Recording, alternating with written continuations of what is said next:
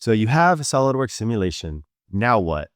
Here's your guide to get started right away so you know how to use SolidWorks Simulation to help you design better immediately.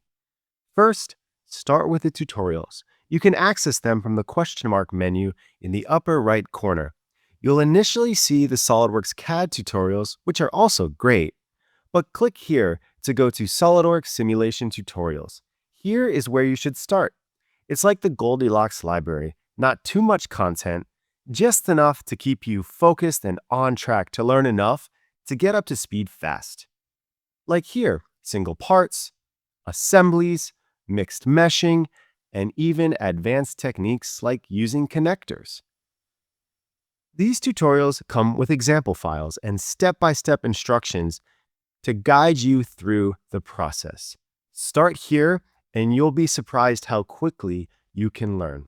When you're ready to go beyond the picks and clicks, you can access the theoretical manual to learn the behind-the-scenes details about the theory and how it applies to simulation.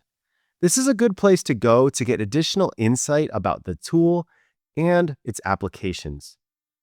After these two steps, you'll have a solid foundation with the basic picks and clicks and theory. Now, to really take it to the next level, you'll want to take a full training class.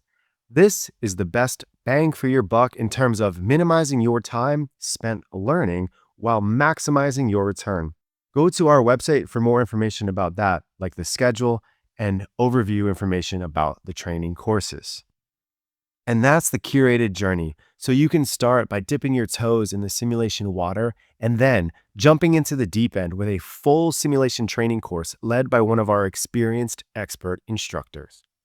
You'll learn all the details about the steps needed to accurately set up any type of simulation problem, from applying materials, connections for interactions between components, fixtures for holding things in place, loads for forces, pressures, and torques, meshing to create the finite element model, and then understanding and correctly interpreting the results, so you can most quickly become knowledgeable about how SolidWorks Simulation can help you design better.